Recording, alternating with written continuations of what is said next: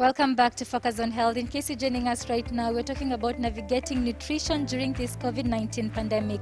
With me on set is Professor. But even before we head on to that, Professor, kindly introduce yourself to our viewers. Hello viewers, I'm Prof Elizabeth Kuria. I teach at Kenyatta University in the Department of Food, Nutrition and Dietetics. I'm happy that you are watching as we look at nutrition and COVID-19. So welcome. Thank you very much and welcome to Dietary to our show. So Dietary, let's head on to our topic today, nutrition and COVID-19. Let's start with what is a balanced diet? Well, a balanced diet is actually a diet where you are taking all the nutrients that are required for a healthy body. Dietary, what is now the link between nutrition and COVID-19? Now, nutrition and COVID-19, nutrition is very key because COVID-19 is worsens because of a low immunity. And for your immune system to be strong, you need proper nutrition. Adequate proper nutrition is key for your body to actually have a strong immune system. And a strong immune system is what fights infections of bacteria, viruses, and all that. Now, viral infections, they are not treatable. So it's only the immune system which fights against it. So if the immune system is weak, then the viral infection, has a bigger say in your system. So you have to build your immune system so that you are able to resist or for your body to be able to handle the virus. Because the viral infection, there's no treatment. Yeah. Professor, is there a particular demographic that is more predisposed to COVID-19? We've had people referring it to the older people disease. Is that true? Now, the people who are more prone to COVID-19, everybody is, but now the people, in terms of looking at who are more prone, anybody with any age who have a health condition, they are prone because the immune system is already weak. If you are sick, then the immune system is weak. So any sick person is actually more prone. The elderly are more, I think you have heard above 58, 65, they are more prone because as you age, your immune system goes down. It's not as strong as when you are younger. So the elderly persons, their immune system is more challenged. That's why the elderly persons were being told to work from home. Because your immune system is more challenged than a younger person. But anybody with a condition, a health condition, then you have a challenge, diabetes, cancer, whatever. So, and that health condition can be any age. So once somebody has a health condition, it means the virus has room to land on something, and now you are worsened off. Yeah. Let's go back to nutrition. If you have COVID-19, you've already tested positive, are there particular types of meals that you should take to boost your immunity? Actually, whether you are COVID-19 or not, you should just boost your immunity so that when the virus lands, you are already strong. So your immune system, you should just be able to build it. Of course, now when the COVID-19 comes, you have to take more precautions. But the immune system should remain strong. You have to build it continually so that any infection coming, your body is able to fight against it. And so you just need to do a few things which are very key. Proper feeding. And proper feeding is just you are eating, and you see now there's a lot of information in the internet, but basically you are able to have a balanced diet with enough proteins, enough carbohydrates for energy. That is very key. You must have sufficient fruits and water. That is very important for the different nutrients they have. You have to have fiber. Now, some of the key nutrients in terms of your immune system is vitamin C. So citrus fruits, you should be able to take citrus fruits, within your diet. All fruits are good. It's just that some now are stronger in some nutrients. Like citrus fruits are very strong in vitamin C. But other fruits like guavas are higher than even citrus fruits. So you just find which fruits are on the market. The fruits in season, we are blessed in Kenya, there are fruits always in season. So buy the fruits which are in season, they are cheaper. And as you buy a varied number of fruits, you'll generally just get enough nutrients. So you need vitamin C, which is very key. Another key vitamin you need, which we may not be taking a lot of attention to, is vitamin D. You need to be exposed to the sun. For us, exposure to the sun is very key. But if you have now COVID-19, then it is so important that in addition, you are really able to take in what would be high in vitamin D. Like maybe easy things, foods high in vitamin D, but maybe easy things is like cod liver oil. Yeah, so that your vitamin D is boosted, because vitamin D is very key for the immune system. So that means for you, whether you have COVID or not, it really means you need to boost vitamin D. And walking around helps you a lot, you know, to get vitamin D. Also, that is important. So the nutrients that you need are basically a normal balanced diet, high in fruits, high in vegetables, high in water. You don't get dehydrated. When you have low water, then the virus or bacteria, whatever, they have more room now to develop. So you should be hydrated. Take enough water or fluids. Now the challenge we have is people drink fluids, but those fluids are dehydrating. They remove water from the cells other than add water to the cells.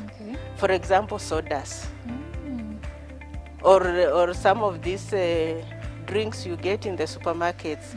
I normally call them colored drinks. Generally, they are very high in sugars, and so they dehydrate the body other than rehydrate. You need what hydrates the body. So you need to take water itself, take fluids like milk, you know, which add fruits. With, you know, they have a lot of moisture that adds water to the cells. But when you take things like sodas, you are actually worsening, because you are removing the water from the cells. And right now people are talking about taking concoctions, ginger, lemon. How effective is that? Now the foods which are good for for the immune system, and in this era in relation to COVID now, is when you take ginger, garlic, they are antibacterial and antiviral. So when you take them, and actually antifungal. So when you take them, then you are being able to fight the virus. So it's something you should be able to use in your cooking. You should be able to use it often in your cooking. Lemons, you know, oranges, they are good. Lemons are very, very rich. They have other health benefits apart from just the vitamin C. So they also play a part in high blood pressure and all that. For example, I make my lemons. When I make water, I boil water, I cut garlic, I cut ginger, I take lemon, I squeeze my lemon juice in a glass. I don't add it to the water. Then I cut the lemon rind and I put in that water, boil it a bit, then now remove it and add the lemon. And I take it. Very healthy drink. Yeah. Do we have certain types of meals that we should avoid generally when it comes to, you know, boosting immunity? No, maybe before I go to that, some of the other foods which are good, I've talked of different vegetables. Just make sure they are varied and you are having vegetables. Vegetables are good, fruits are very good, so you should all have them all. And the issue is, can you have fruits or foods which can make your system more alkaline? Because when your system is more alkaline, the virus can't survive there.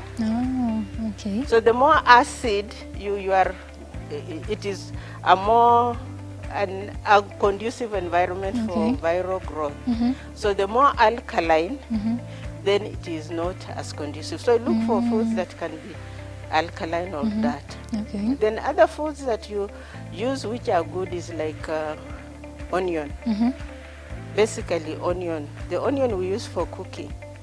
So for example, before I came here, in my car, I have some onions.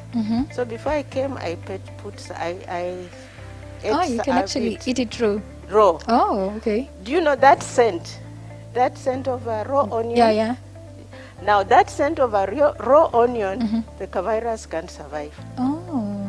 So if you are being exposed, just, it's just good you take a bit of it, because that scent is destructive to the virus. Oh, okay. Or when you are having maybe congestion, put hot water, put the lemon, you can cover your head in that. You'll sweat a bit, it will remove a lot of congestion, even when you are having a common cold. So onion is very key. It's good. It's something that you should be able to use. Okay. So there are many things, but then some things which you should be able to try to avoid. Avoid high sugar foods. High sugar in the sense like the sugar we use in our tea, in the cakes, in the donuts, all that. Oh, okay. That sugar depletes the immune system. Research shows that if you take like 30 teaspoons, you almost deplete your immune system. Oh. So if you are a person who is having a condition, then that is something you should not take. Okay. Because it really, and you see 30 teaspoons is very, it's very easy to make it, to get Yeah, it. sure. Because the teaspoon I'm talking about is not the hipped teaspoon that we use. It is now that spoon, but level. So it means in a cup of tea, if you are putting 2 teaspoons, it's actually 4. Okay. Professor, let's talk about the effects of alcohol and smoking in regards COVID-19. Now, smoking and alcohol are very detrimental. Well, generally they are detrimental to health, yeah? So if you have COVID-19, please don't take. Just leave it. Okay. And if you want to be healthy, just leave it. Because there's a lot of studies which show the negative effects. Smoking affects the lungs. Okay. Now COVID-19, it will eventually affect the lungs. So if you are smoking, you are just enhancing. You are enhancing. So those are harmful practices which you can leave aside. Yeah, they shouldn't smoking.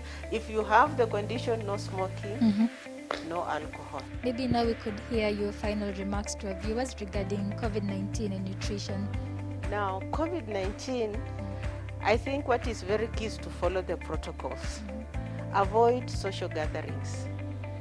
Now, the challenge with the social gathering, first keep your distance, because if I have COVID-19 and I'm speaking, as I speak, it will be able to move to you. That's why we have to have the masks. Okay.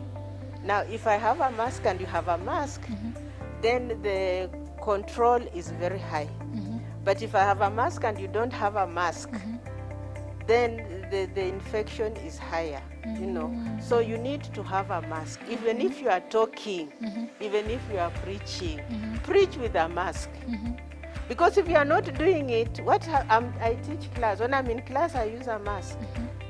Because when you laugh, then it moves faster. That's why they are talking of 1.5 meters apart. Okay. Yeah. But now when you are laughing, when you are talking loudly, it will go faster. So that's why it's important to have on the mask.